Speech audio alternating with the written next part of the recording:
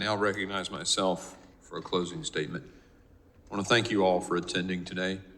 Very important hearing, and I especially thank our witnesses, Chief Heike, Supervisor Desmond, Ms. Morin,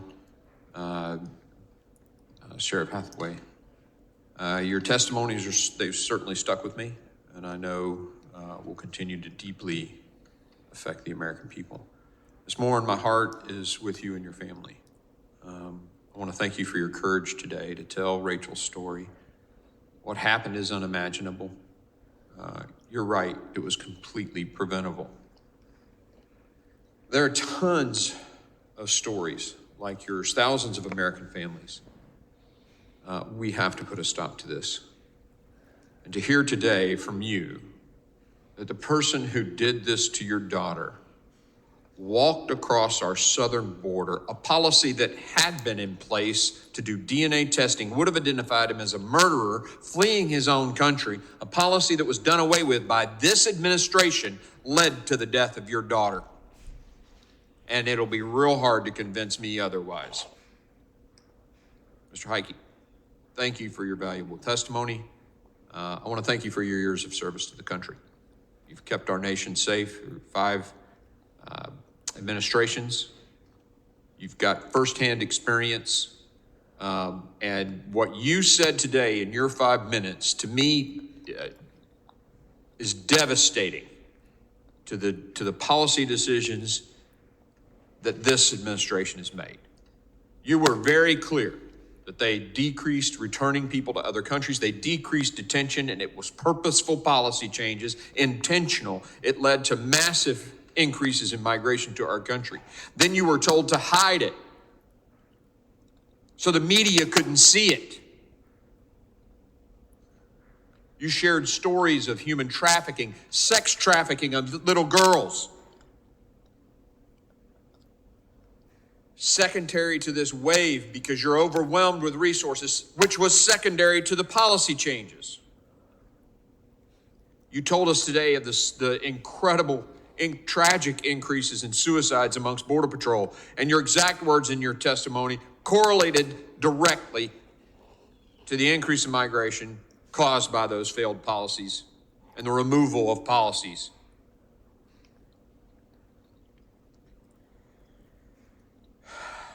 You know, Mr. Correa, I love this gentleman. He's a great man.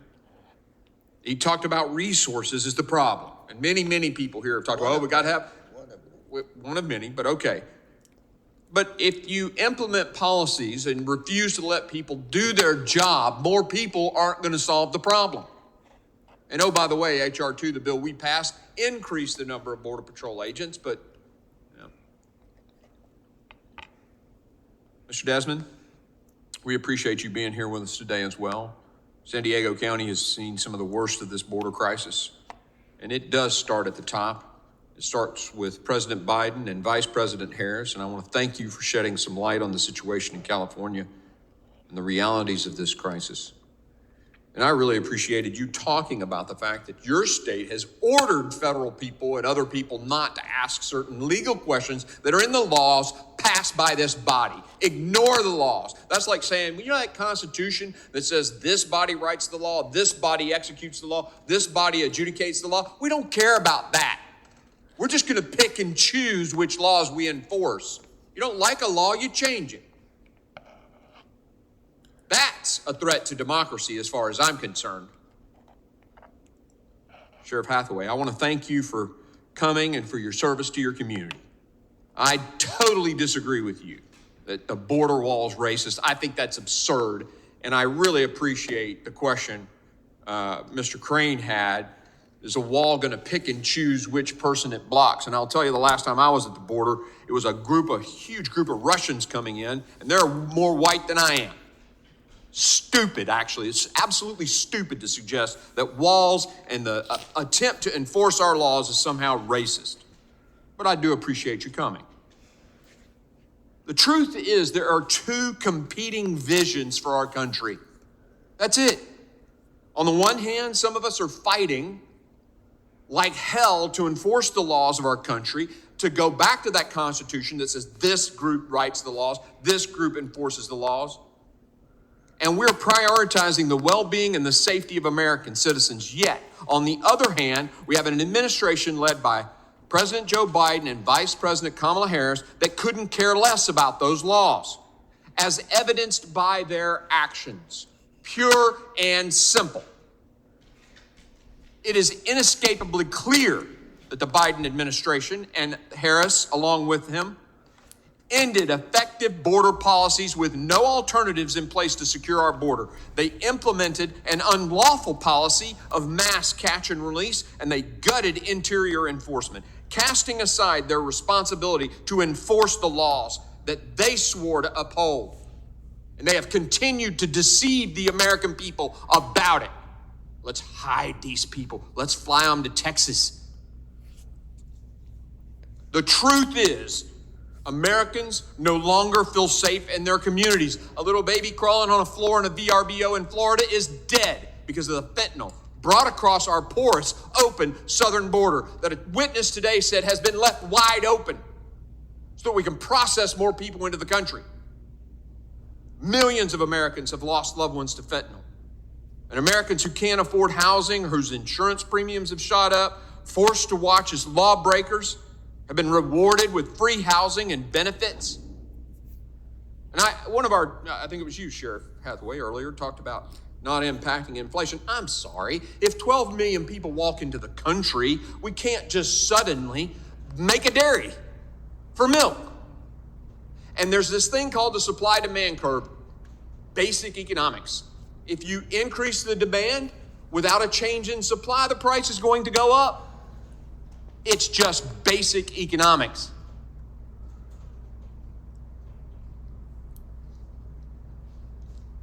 I thought spending almost 2 years investigating this border crisis would have more of an impact on the other side of the aisle.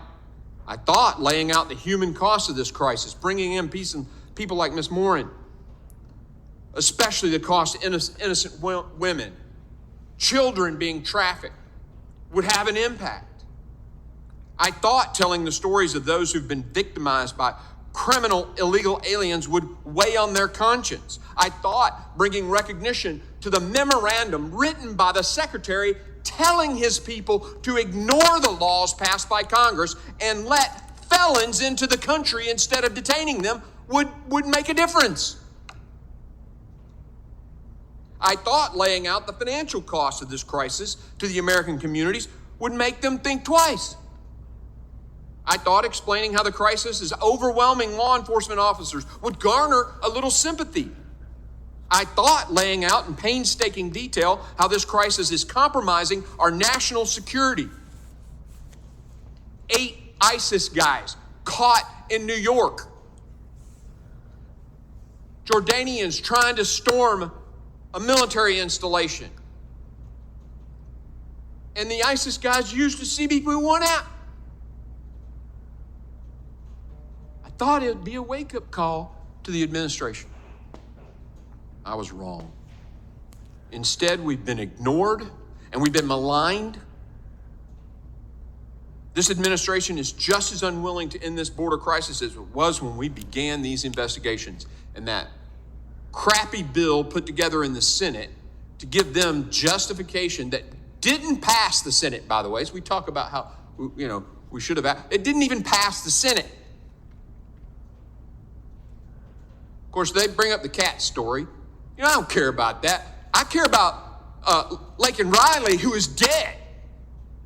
I care about your daughter, who is dead. Let's talk about that. Instead, they're talking about all this other stuff that just doesn't matter. It's clear to me, to this committee, to Congress, and the American people that Biden-Harris administration is hell-bent on keeping our borders wide open. This deception with the CBP-1 app it's not decreasing the flow, it's characterizing them in another way. And all we're being told is that the crisis is somehow over because of a couple of months of low crossing numbers, a shell game, as if that fixes the damage of the past 3.5 years, and ignores the objective reality that the numbers are still at crisis levels. Millions continue to enter our country through illegitimate means like these mass parole programs. From day one, this administration has refused to enforce the laws of our nation, and eliminated effective border policies. And as a result, we have members of the most dangerous criminal cartels streaming into our country, linking up with gangs, creating a crime nexus, bringing drugs and crime with them. It's unsustainable. And to say, well, we need a guest worker, so open borders are okay, is absurd. It's also absurd, or at the very least contradictory, the claim that most of these immigrants are coming to work, when in reality, most are attempting to claim asylum. So which one is it? If they come and say, hey, I'm here to work, well, cool. We have this legal pathway. No, they're saying, I'm claiming asylum. So which is it? Are they coming out of credible fear for their life and safety? Or are they coming as economic migrants? You can't have it both ways. I honestly don't know how anyone can listen to the stories we've heard today and still stand by Biden-Harris administration's reckless policies. Policies that are killing Americans and compromising our national security. Exactly 1 week ago, members of this committee went to Ground Zero, the World Trade Center, to remember Americans killed on 9/11 and to honor the first responders who gave their lives, 19 men, that's all it took to take the lives of nearly 3,000 Americans. And yet our Border Patrol has stopped 384 suspected terrorists trying to get in. How many more of them are in the 2 million gotaways, known gotaways? Not even the ones that walked across while Chief of the Border Sector said, there was nobody there watching. Lastly, let me just point out how intentional this plan is. Its expansion of the CBP One app funneled hundreds of thousands of inadmissible aliens to ports of entry and then into the interior of this country. This is a major end around to our lawful immigration system. And as NBC News recently reported, even individuals with terrorist connections have been allowed in through this program. Well, we know who those are, some of them anyway. Additionally, massive fraud was discovered in the Cuban, Haitian, Nicaraguan, Venezuelan mass parole program, which allowed 30,000 inadmissible aliens into the country each month. Yet it's back up and running, even after reports from the folks at DHS claim they knew it's against the law. And after reports that the CHNV parolees have committed grave sexual crimes since arriving here. Simultaneously, this administration allows border wall materials to rust in the desert instead of choosing to build the wall we've already paid for. In short, the Biden-Harris administration is doing everything in its power to perpetuate this border crisis, and any claims to the contrary is misleading at its least. The truth is that even if President Biden shuts the border down tomorrow, it will not undo the damage this administration has caused over the last 3.5 years. Rachel Morin's death can't be undone. Laken Riley can't be brought back. And the heartbreak felt by those who have lost a loved one because of this border crisis cannot be fixed. How many times have we sat here and held hearings over the lawlessness of this administration and its refusal to obey the laws and secure our borders? We've passed legislation only to be ignored by Democrats. We've held cabinet officials accountable, again, ignored by Democrats. It was brought up today by one of my colleagues about this impeachment. I'm sorry. If you have a cabinet secretary who just gets to do whatever they want and not follow the laws of Congress, why do we have a Congress in the first place? But I guess Congress don't feel offended, right? Because the president was told by the Supreme Court he can't pay off student loans. He said, I don't care, I'm gonna do it anyway. I guess we don't need a Supreme Court either. We should just have a king. It doesn't have to be like this. It cannot continue to be like this. And I'm going to fight as long as I have the strength to ensure that we return to some form of law and order and sanity on this issue. There has to be change. Something has got to give. We need to secure our border, and we need to do it now. I thank the witnesses for their valuable testimony and the members for their questions on both sides. The members of the subcommittee may have some additional questions for the witnesses. We'd like to ask the witnesses to respond to those in writing. Pursuant to Committee Rule 7D, the hearing record will be held open for 10 days for those. Without objection, this committee stands adjourned.